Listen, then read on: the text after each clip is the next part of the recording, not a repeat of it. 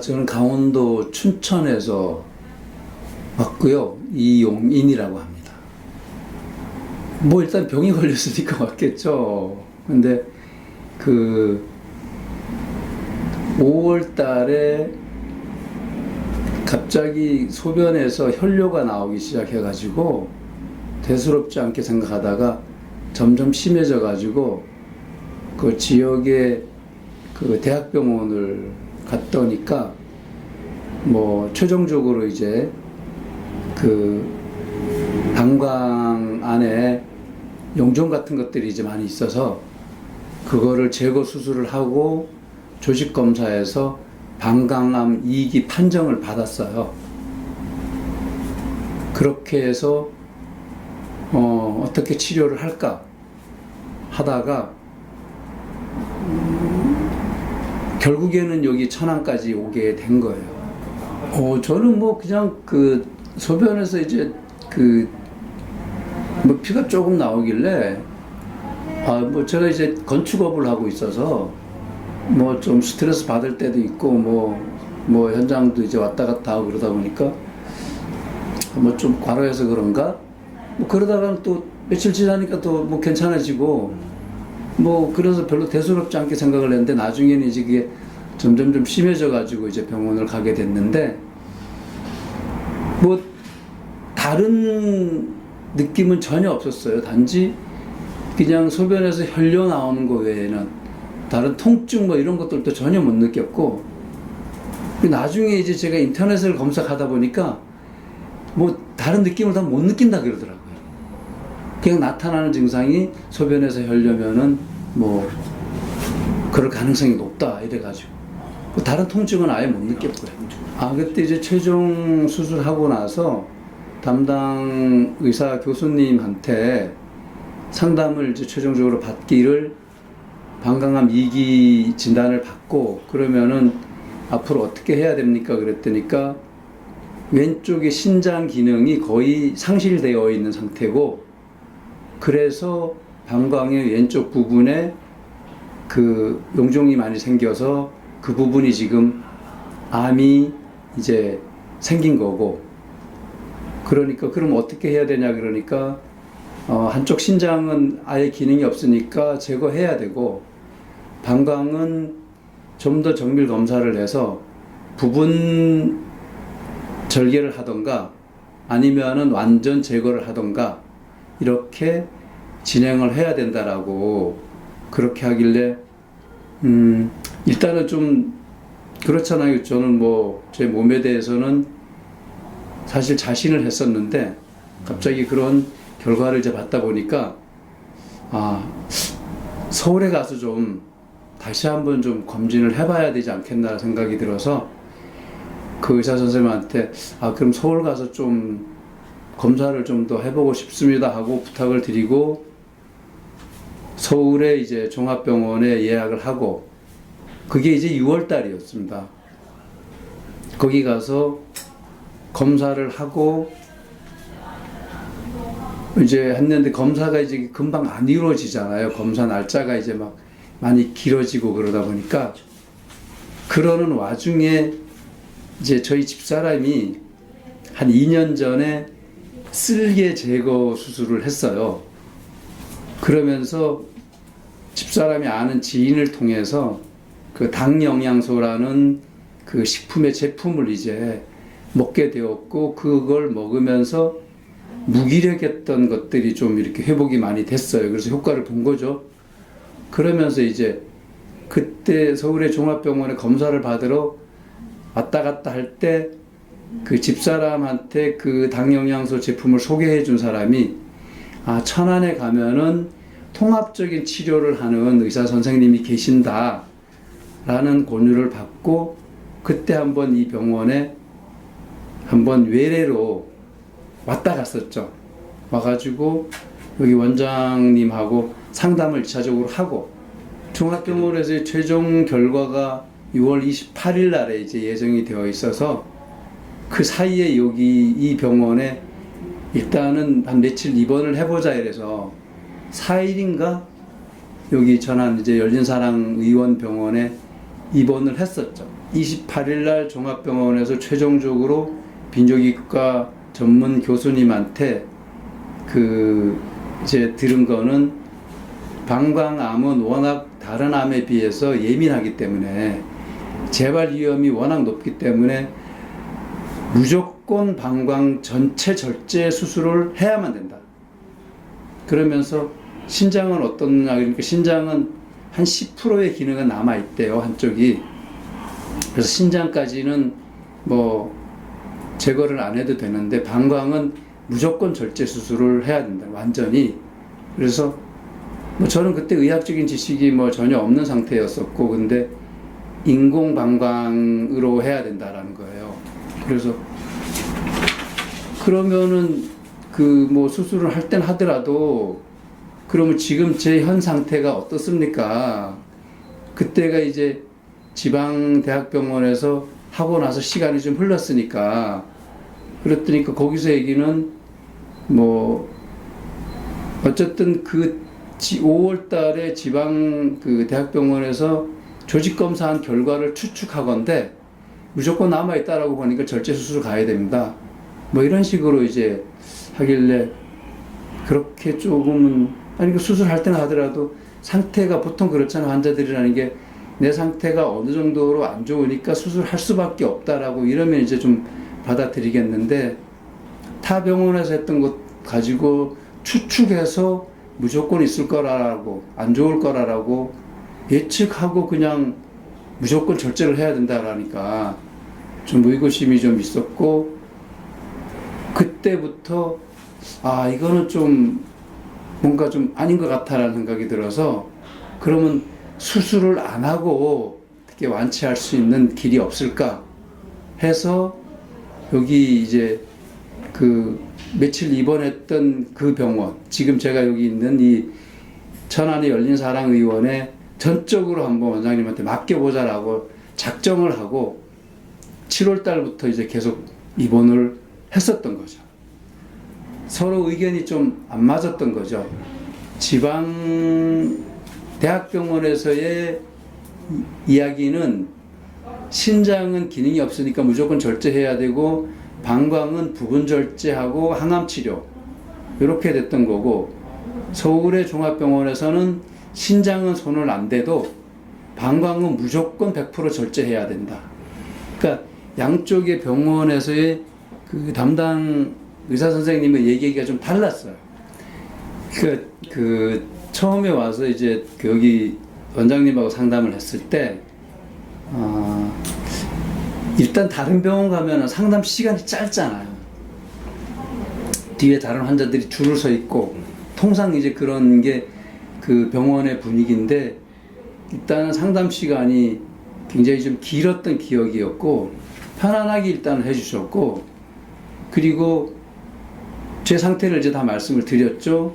방광암 이기고 그러니까. 근데 일단은 제가 이제 신뢰하고 받아들였던 거는, 사람의 몸은 전체적으로 다 하나로 이렇게 유기적으로 연결이 되어 있기 때문에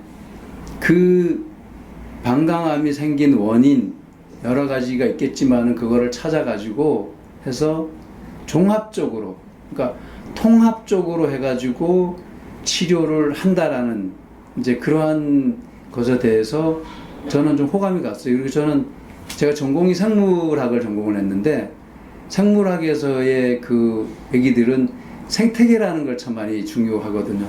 그러면 사실 사람 몸이라는 것도 하나의 생태계인데, 이게 무슨 간 따로, 심장 따로, 폐 따로 이런 게 아니라 다 저는 유기적으로 연결이 되어 있다라고 보여지거든요.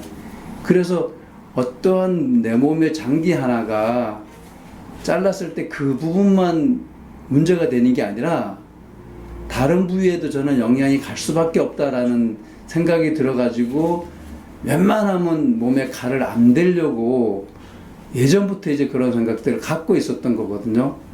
그래서 이제 원장님이 몸은 전체적인 하나의 유기적인 관계를 보신다 그러면서 그렇게 통합적으로 치료를 하고 계신다고, 여기는. 저는 이제 그게 마음에 들었고 신뢰가 갔어요. 그래서 그러면은 정말로 가라앉고 완치할 수 있겠구나 라는 그런 이제 뭐 100%의 믿음은 아니지만은 그러면서 그러면은 이 병원의 이 원장님한테 나의 모든 것을 맡겨도 되겠구나라는 확신 아닌 확신이 좀 들었어요. 그래서 그러면 좋습니다. 올인하겠습니다 하고 그 얘기를 듣고 그냥 다른 생각 없이 바로 올인하겠다. 그리고 7월 달에 바로 그냥 7월 초부터 바로 입원하겠습니다. 그리고 강원도에서 여기까지 내려온 거죠. 그리고 바로 입원을 해서 지금까지 계속 그러니까 5개월 한 거죠. 5개월. 예. 대학병원에서 치료받은 거는 없어요. 그 지방 대학병원에서 처음 이제 긁어내는 수술을 하고 그리고는 한 3개월 반 만에 그 사이에 여기 이제 열린사랑의원에서 계속 원장님의 그 치료를 계속 받으면서 입원해서 그러다가 한 3개월 반이 지나고 나서 좀 상태가 많이 좋아진 느낌을 받았었거든요. 그 몸의 느낌이라는 게 있잖아요.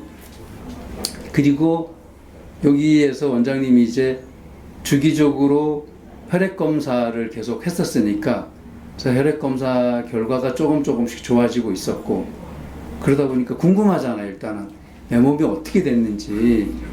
그래서 한 3개월 반 만에 다시 이제 그 처음에 수술했던 병원을 가서 이제 뭐 이런저런 얘기를 하고 좀 검사를 받고 싶다. 그랬더니까 뭐 다른 치료를 안 했느냐 그래서 뭐 서울의 종합병원에 가서 했는데 거기서는 이렇게 얘기를 하더라. 그러니까 서로 근데 어찌됐든 간에 그래서 처음에 이제 수술했던 그 병원에 가서 3개월 반 만에 검사를 다시 부탁을 드려서 했는데 처음에는 이제 내시경을 좀 부탁을 드렸는데 내시경은 못하고 CT 촬영하고 뼈 전이가 되는지 그래서 뼈 전이 검사하고 뭐 다른 여타 검사를 했는데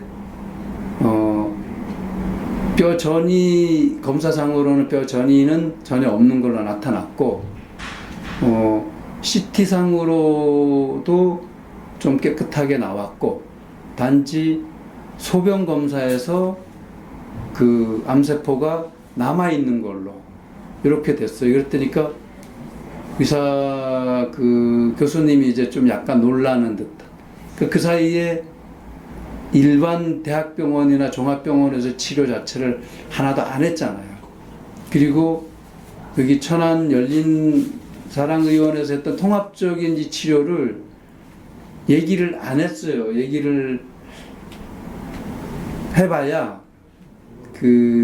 이 치료 자체를 잘 안 받아들이려 그리고 이해를 안 하려 그리고 뭐 요즘 이제 뭐 워낙 이제 그러한 뭐 비슷한 류의 뭐 이런 그 암 치료한다 뭐 이런 것들이 워낙 많이 이제 난무하다 보니까 뭐 그런 유의 하나 정도로 받는지 어땠는지 그럼에도 불구하고 3개월 넘어서 결과가 좀 나아진 결과가 나오니까 좀 의아스럽게 생각을 하더라고요. 그래서 뭐 그럼에도 불구하고 거기서는 똑같이 신장은 기능이 없으니까 절제해야 되고 뭐 방광도 부분 절제하고 항암 치료 들어가야 된다.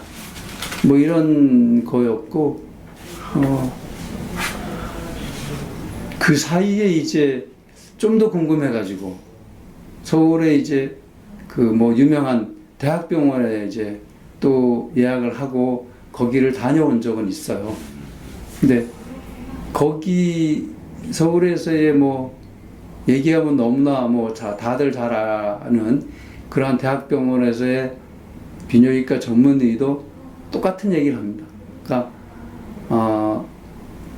5월 달에 긁어낸 수술하고 나서의 조직 검사에서 암세포가 남아 있으니까 무조건 남아 있을 거라는 단정하에 방광은 절제해야 됩니다. 라는 거. 그때가 10월 달이었는데 아니 그럼 그건 5월 달 얘기고 제가 이제 상담하면서 그래서 5월 달 얘기고 지금은 10월 달이고 제가 좀 많이 좋아진 컨디션이 많이 좋아진 것 같으니까 그 결과를 좀 보고 싶어서 왔습니다. 그랬더니까 잘 몰라 그러지 않더라고요. 그냥 똑같이 그냥 수술해야 된다. 그래서 뭐 더 이상 어떻게 일단은 제 입장에서는 좀 답답하지만은 더 이상 얘기가 뭐 안 되겠다 싶어서 고 어쨌거나 여기에서의 치료 외에 다른 병원에서의 치료는 일체 하나도 받지도 않았고 또 받아주지도 않고 그랬습니다. 7월 달부터 이제 본격적으로 아예 저는 이제 여기 열린사랑의원의 원장님한테 아예 저는 그랬어요. 저기 원장님한테 모든 걸 다 맡길 수밖에 없고 맡기려고 왔으니까 원장님이 하라는 대로 무조건 따라 하겠습니다. 알아서 저를 낫게 해주십시오. 그냥 때를 썼습니다. 하여튼 생때를 쓰다시피 했고 그랬더니까 이제 원장님이 그 집사람이 이제 그 식품을 먹고 효과를 봤던 그 당 영양소 제품을 통상적인 사람들이 먹는 것보다 아주 과할 정도로 그러니까 이제 원장님 표현에 의하면은 지금 제가 이제 암을 이제 그 진단 받은 상태니까 아예 그 제품을 몸에다가 들이붓다시피 해야 될 정도로 과하게 복용을 해야 된다는 거죠. 그래서 일단은 그 제품을 이제 여러 가지 제품을 추천해주는 제품을 하루에 7번 복용을 했어요. 그 다음에 원장님이 또 하시는 도수치료, 턱관절 이런, 그러니까 원장님이 보는 게 도수치료하는 게 일반 병원에서 하는 그런 도수치료 개념을 벗어나서 온몸이 다 이제 그 혈이 돌아야 된다라는 그걸로 이제 보고 턱관절 기능 이런 것들을 이제 하는 도수치료 받고 또 하나 원장님이 강조한 게 본인의 의식. 그러니까 제가 이제 한 5개월 있다 보니까 원장님의 그 진료 가치와 철학이라 그러나요? 그걸 알겠는데 원장님이 주장하는 게 3가지입니다. 구조와 기능과 의식. 구조와 기능은 몸에 대한 것 같고, 이제 의식적인 부분을 처음부터 굉장히 긍정적인 마인드를 가지고 내 몸만 생각해라. 근데 저는 처음에는 그 의식이라는 개념이 그러잖아요. 보통 마음 먹기 나름이다 이런 얘기들을 많이 하길래 그런 뜻의 의식의 강조성을 강조하는가 보다 정도로만 이렇게 알았지 원장님이 왜 의식을 그렇게 강조했는지는 시간이 좀 지나고 나서 원장님이 얘기하는 의식이라는 개념이 이런 거였구나라는 걸 나중에 알게 됐죠. 그래서 크게 보면은 그 당 영양소 제품과 그 다음에 매일마다 맞는 수액요법, 수액은 매일마다 맞았으니까요. 수액 치료하고 그 다음에 원장님이 하시는 도수 치료, 그리고 또 하나는 원장님하고 거의 매일마다 그 상담을 참 많이 했어요. 그러니까 보통 병원에 가면 회진 돈다 그러잖아요. 회진이면 되게 짧잖아요. 근데 여기서는 참 좋은 게 회진이라는 개념보다는 아침에 원장님하고 티타임 하듯이 단지 차만 안 마실 뿐이지 그냥 컨디션이든 이런저런 그 다음에 살아온 이야기 이러면서 이제 그런저런 대화들을 이제 계속 하면서 이제 제 마음도 점점 이렇게 더 긍정적인 이제 마인드로 바뀌면서 그러면서 처음에는 되게 좀 머리가 복잡했었죠. 이게 과연 제가 60이 이제 넘었는데 이거 어떻게 감당을 할까? 과연 이 결과가 어떻게 갈까? 불안함과 또 한편으로는 그래도 잘 될 거야 이런 것들이 감정의 기복이 혼자 오고 그랬었는데 조금씩 시간이 지나면서 가능성이 있겠구나, 희망이 있겠구나라는 쪽으로 이렇게 많이 기울어지면서 이제 그런 몇 가지의 과정을 계속 반복되게 이제 여기 입원하면서 치료를 받은 거죠. 그렇게 된 거예요. 서울에 이제 다른 종합병원에 가서 거기 비뇨기과에 가서 이제 또 뭐 부탁을 했는데 소변 검사하고 내시경을 부탁을 했는데 소변 검사는 했는데 소변 검사 결과는 깨끗하게 나왔다. 그리고 내시경은 굳이 할 필요 없다. 이 천안 열린사랑의원 와가지고 이번 주 월요일 날 제가 이제 와가지고 다시 혈액 검사를 했었고 그게 엊그저께 이제 결과 나온 게 크레아틴 수치가 전번에는 1.21까지 떨어졌는데 그러니까 1.20 이하가 정상인데 이번에는 1.07로 완전 정상 수치로 돌아왔다고 이제 원장님 말씀하시고 저희 이제 같이 차트를 보여주시면서 그러니까 이제 1.07까지 떨어졌다는 거는 완전 정상 수치 돌아왔다는 얘기거든요. 그리고 뭐 그러다 보니까 지금으로서는 뭐 거의 이제 완치가 되지 않았는가 라는 이제 희망을 갖는데 문제는 보다 정확하게 이제 그거를 해야 되는데 아직 그거 못하고 지금 이제 여기에서 원장님 이제 소변 검사를 하면은 거기에 암세포가 있는지 없는지를 이제 알 수가 있는데 그거를 지금 의뢰를 해 놓은 상태에서 아직 결과는 못 받은 상태예요. 지금 이제 제가 오늘 날짜에 현재 제 몸의 상태가 크레아틴 수치 완전 정상으로 돌아왔고 그 다음에 소변 검사 의뢰한 게 아직 결과를 기다리고 있고 아직 내시경은 못했고요. 이런 상태.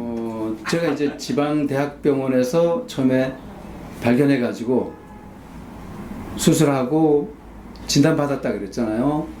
진단받고 그 다음에 서울의 종합병원 갔었고 또 대학병원도 갔었고 이제 그 다음에 다시 또 3개월 반 만에 지방 그 대학병원에서 했었고 또 다시 한 달 반이 지나고 나서 그러면 정말 진짜 내 상태가 어떤지 좀 알고 싶어서 이제 또 다른 병원에 가서 좀 해보려고 그러면서 이제 원장님 최종적으로 여기에서의 혈액 검사 결과에서 그동안에 안 떨어지던 그 크레아틴 수치가 1.20 이하가 정상인데 최종적으로 1.21까지 떨어졌어요. 그러니까 원장님이 보시더니 그러면 이제 이게 그 정도면 거의 나았다라고 볼 수도 있겠구나 라고 이제 아주 되게 희망적인 말씀을 해주셔가지고 그래서 그러면 이제 내시경을 하면 되겠다 싶어갖고 내시경을 좀 하려고 뭐 다시 또 처음에 수술했던 지방의 대학병원을 갔는데 거기에서 내시경을 지난번에 검사에서 내시경을 못했으니까 상태가 좋아진 것 같으니까 내시경을 좀 부탁드리러 왔습니다 했더니까 담당 의사 선생님이 내시경을 못 해주겠다 그러더라고요. 그래서 저는 처음에 굉장히 좀 충격받았어요. 물론 그 병원의 의사 선생님 입장에서는 좀 기분이 나쁘시겠죠. 당연히 처음에 거기서 수술까지 하고 그랬는데 뭐 그 말 뜻을 저는 그대로 따르지 않고 여기를 와가지고 우리는 그렇게 못합니다. 대본에 딱 자르더라고요. 그래서 뭐 지난번에 검사해서 내시경을 못해서 부탁드리러 왔습니다. 그러니까 무슨 환자가 뭐 내시경을 원하면 내시경 원해주고 CT 촬영을 원하면 원해주고 뭐 이런 식으로 우리는 진료 못하는들 하고 단호하게 참 뭐라고 그래야 됩니까 이게 어쨌든 간에 저는 일반 병원에서 아니면 그 대학병원에서 요구하는 항암 치료 전혀 안 받았죠. 방사선 치료 전혀 안 받았죠. 뭐 입원도 안 했었죠. 단지 검사만 했을 뿐이고 오로지 치료는 여기에서 그 당영양소 제품과 뭐 그 다음에 도수 치료 받고 의식적으로 긍정적인 것들하고 여기에서 이제 운동하고 뭐 그랬던 것밖에 없는데, 그럼 과연 내 몸이 지금 이 상태로 좋아진 원인이 뭘까 했을 때 저는 당 영양소가 무조건 1순위로 저는 들어갔다라고 보여지는 거죠. 어쨌든 제 몸이 이렇게 된 게 다른 이유가 없어요. 그래서 뭐 하여튼 그 당 영양소는 저는 나도 제 몸 관리를 위해서는 죽을 때까지 계속 섭취할 겁니다. 알았습니다. 그렇죠. 지구가 많이 망가졌잖아요. 예? 사람의 그 편리성을 위해서, 그러니까 산업화가 되면서 사람들은 지내기는 훨씬 편해진지 몰라도 이 지구의 이 땅과 공기와 뭐 이런 것들이 다 오염이 많이 되면서 다시 지금 인간에게 역으로 재앙이 오고 있다라고 얘기들을 많이 이제 하잖아요. 근데 그러다 보니까 이제는 이 먹거리도 안전한 먹거리가 아니다라는 얘기인데, 그러니까 이 먹거리의 중요성이 이제 다시금 대두되면서 이제는 지금에 나오는 먹거리도 많이 오염이 됐다는 거거든요. 그러니까 예전에 예를 들어서 사과 하나 먹으면은 거기에서 충분히 비타민 섭취가 됐는데, 이제는 사과 하나 먹어가지고 예전에 그 비타민 섭취가 안 된다는 거잖아요. 그러면 예전에 하나 먹었으면 됐지만 지금은 사과를 30개를 먹어야 된다는 얘기. 근데 이건 과학적으로 나온 얘기예요. 제 얘기가 아니고, 그러니까 확인해보면 나온. 그 정도로 먹거리가 이제는 바뀌었다는 거거든요. 그러니까 달고 맛있는 건 맞는데 필요한 영양소가 이제는 그렇게 많이 없어졌다는 거예요. 땅 자체가 오염이 됐기 때문에. 그러다 보니까 인간에게 필요한 이 영양소를 예전에는 사실은 이제 먹거리에서 어느 정도 섭취가 됐지만은 지금은 그게 이제 안 된다는 거죠. 그러니까 사람에게 꼭 있어야 될 필수 영양소. 보통 우리 뭐 학교 다닐 때 많이 배웠던 5대 영양소 얘기 많이 하잖아요. 5대 영양소 뭐 이렇게 얘기를 하는데, 과학적으로 지금 이제 그 나온 결과가 사람에게 꼭 필요한 8가지의 영양 성분이 꼭 사람한테 필수적으로 있어야 된다는 거죠. 근데 그 8가지 영양소를 여러 개의 제품, 그러니까 그 전 세계에 있는 그 2,000개인가 정확치는 않는데, 어쨌든 거기에 있는 그 버섯류, 뭐 사람들 이제 버섯 좋다 그러잖아요. 버섯류라든가 아니면 뭐 해조류라든가 뭐 이런 또 뭐 나무라든가 풀이라든가 뭐 이런 것들을 전 세계 학자들이 그거를 거기에서 추출해가지고 이 버섯에는 무슨 성분이 얼마나 있고 뭐 이런 것들을 갖고 최종적으로 압축시킨 거죠. 압축시켜갖고 그래서 200개로 압축되고 이래가지고 거기에서 이제 추출해가지고 사람 몸에 꼭 필요한 8대 영양소가 포함된 그 제품을 어쨌든 제 몸이 지금 뭐 가장 중요하니까 그렇게 해서 지금도 이제 계속 구매해서 제품 복용하고 있고 그렇습니다. 그 이제 여기 원장님이 그 이 턱관절에 따른 도수 치료 하신다 그랬잖아요. 몸이 이제 다 이렇게 연결이 돼 있다는 거. 그 다들 알다시피 12달이고 365일이잖아요. 근데 우리 몸이 경락이 12개고 혈이 365개고 너무 신기하지 않나요?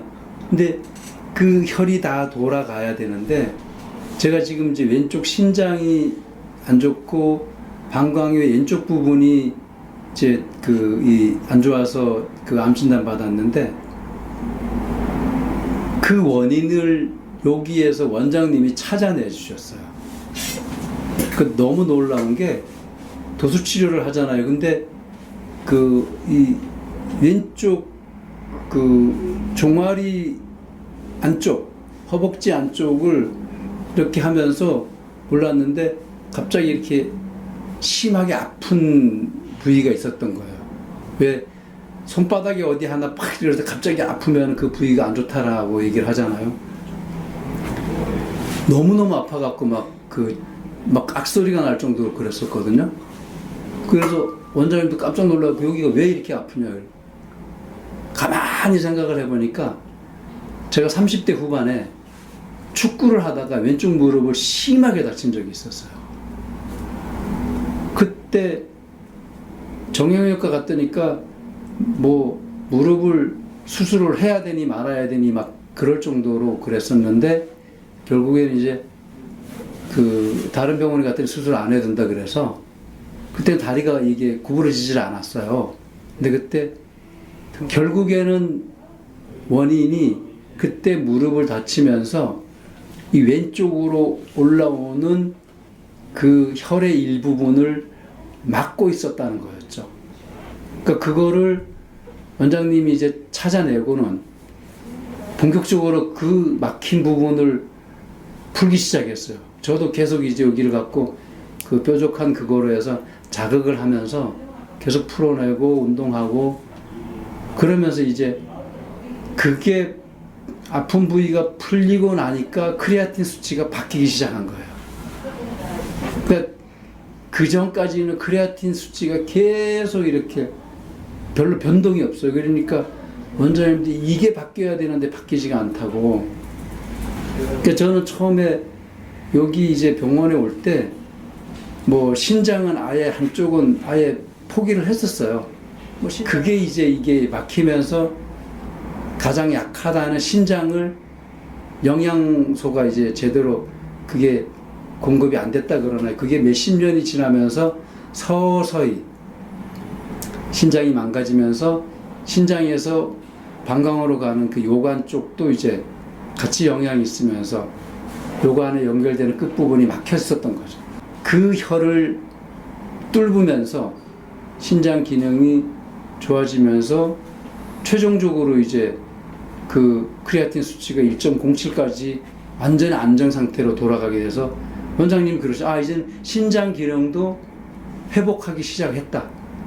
작동하기 시작했다. 이제 이러시는 거죠. 그러니까 저는 너무 놀랍고 너무 감사하고 고마운 거죠. 전혀 저는 기대를 안 했었거든요, 신장. 그러니까 사람들이 저는 전혀 못 느꼈는데 제 걸음걸이가 좀 이상하다 그랬어요. 그게 결국은 오른쪽과 왼쪽이 미세하게 발달의 차이가 있었다는 거죠. 그래가지고 원장님이 제 걸음걸이도 이렇게 교정해주고 걸음걸이가 이상하다고. 그러니까 걸음걸이가 반듯해야지만 온몸에 이것도 기순환도 바르게 된다 그래가지고 걸음걸이도 교정되고 그래서 제 걸음걸이도 많이 멋있어졌어요. 그게 제가 전혀 생각지 못했던 그 놀라운 거였죠. 그러면서 신장까지도 이제는 뭐 아직 이제 신장에 대한 정밀 검사는 아직 안 해봤지만 저는 분명히 신장도 어쨌든 크레아틴 수치가 완전 정상 수치로 내려왔으니까 지금은 눌러도 이 오른쪽 왼쪽을 눌러보면 예전에는 제 손으로 양쪽으로 이렇게 눌러보면 바로 표가 났어요. 근데 지금은 똑같아요. 이번에 여기 와가지고 아주 근본 원인을 알게 된 거예요. 그러니까 제 방광암의 원인도 오랫동안에 신장 쪽을 이게 이제 그 올라가던 기능이 막히면서 자연스럽게 방광 쪽도 그렇게 되면서 암으로까지 가지 않았나 이렇게 이제 원인이 그렇게 이제 추측이 되는 거죠. 뭐 지금 제가 생각할 때는 그거 외에는 보통 제가 인터넷 뒤져보니까 방광암에 걸리는 가장 큰 이유가 당뇨, 혈압 있는 사람들이 방광암 많이 걸린다는 거예요. 근데 저는 지금까지도 혈압 정상이고 당뇨 없어요.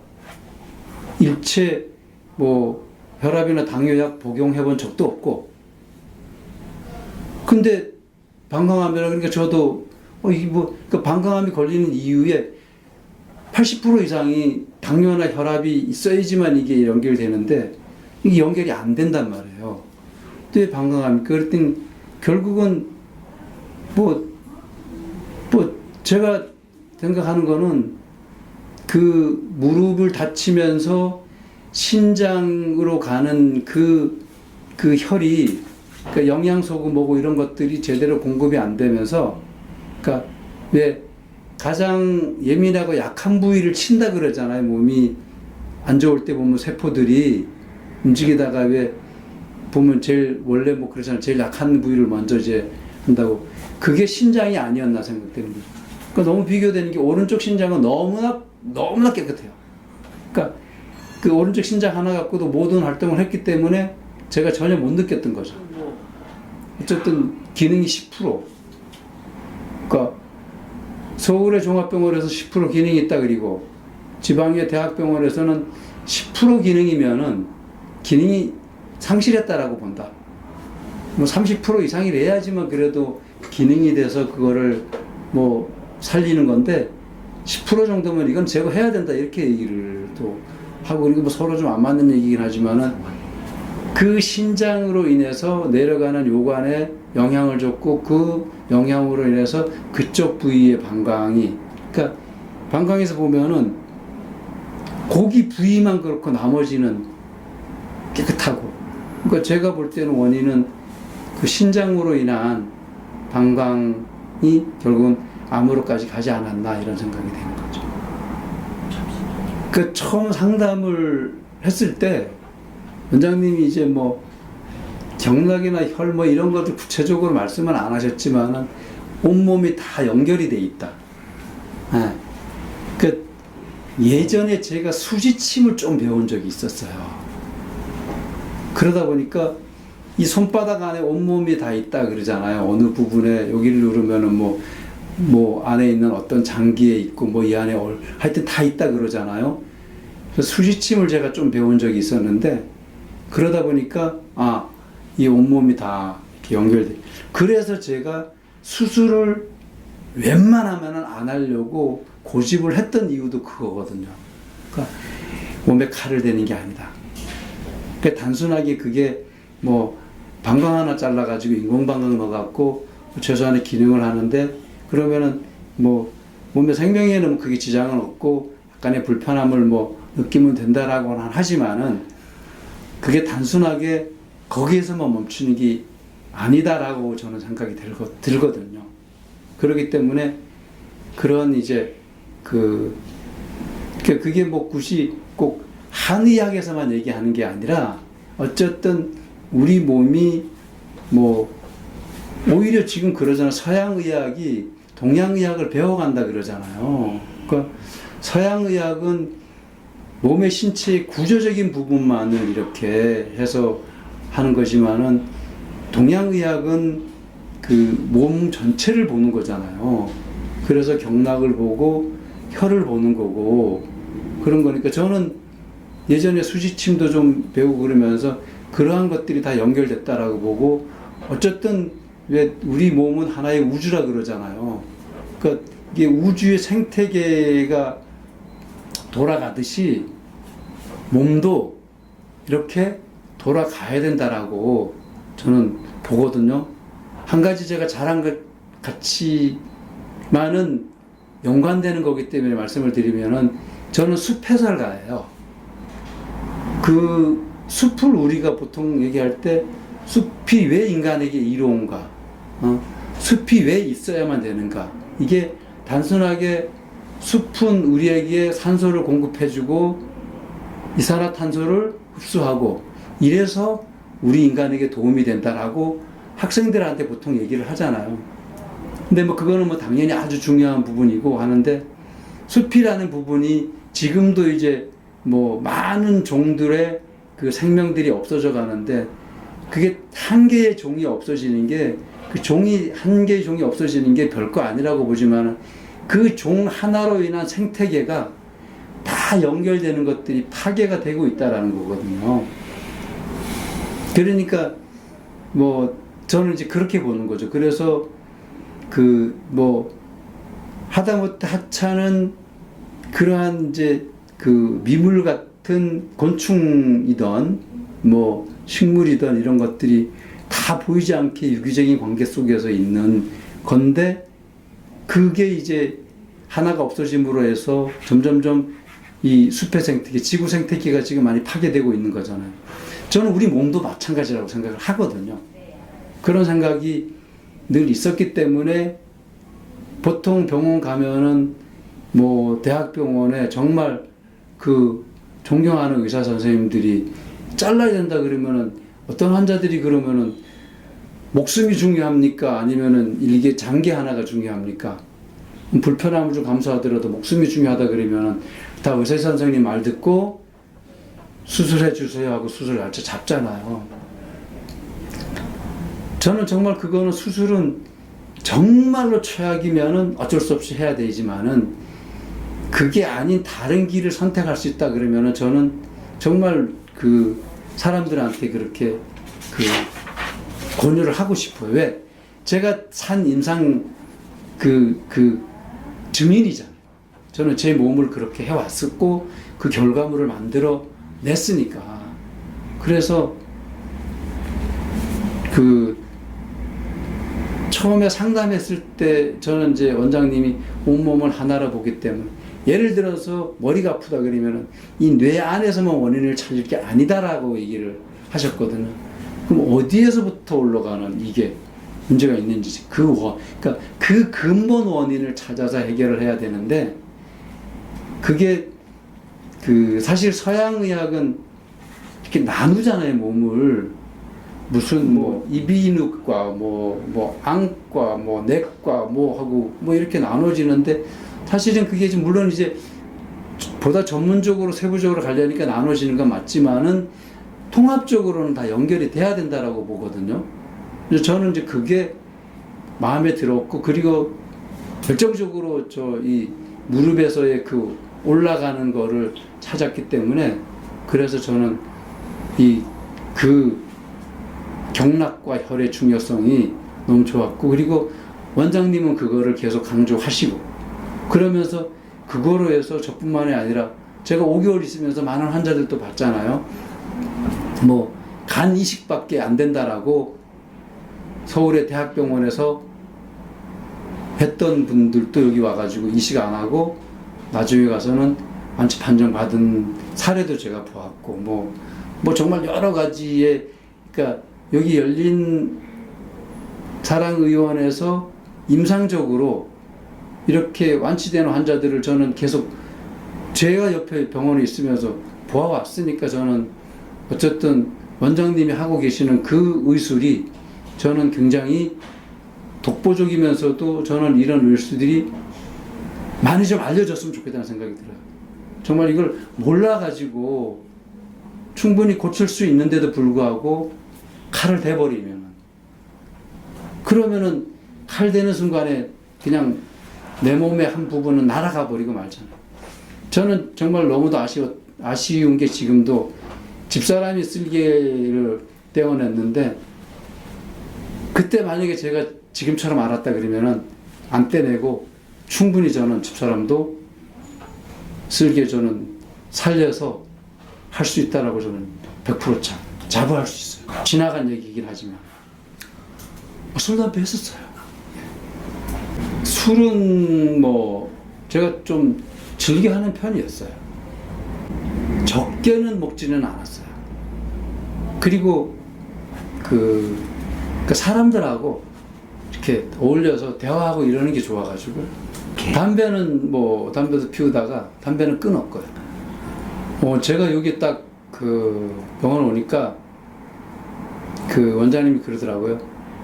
똑같은 방광암 2기였던 환자가 있었는데 지금은 거의 완치가 돼서 퇴원을 했고 소위 이제 전설 같은 인물이라고 얘기를 하길래 어떤 분인가 되게 관심이 있었잖아요. 저도 제 같은 부위에 그거니까 어떻게 그렇게 나을 수가 있어요. 그랬더니 여기 입원해가지고 100일 만에 나갔다는 거죠. 그렇게 얘기를 하시길래 와, 그러니까 거기서 저도 이제 와, 이거 희망적이다. 그리고 나도 신기해요 그랬어요. 아니 너무 신기하다는 거예요. 그래서 나도 신기해요 그랬어. 나도 신기해요. 그래서 나는 그래서 전적으로 환자의 복로라고 저는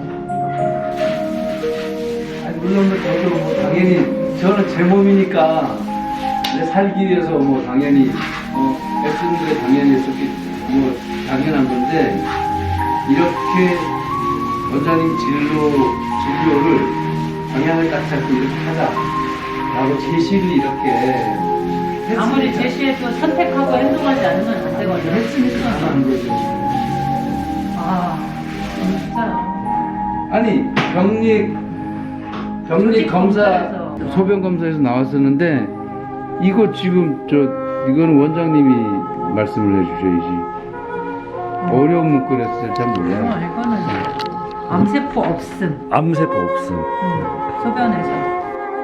그러니까 원장님은 해내셨잖아요. 그러니까 우리 뭐 제가 해냈나요? 이영희님이 해내셨겠지. 저는 안내만 했을 뿐이지. 선택하고 행동한 거는 이용희님의 공로지. 아이, 배가 가는데 선장이 딱 이걸 잡았으니까 아니야, 배가 아니야. 가죠.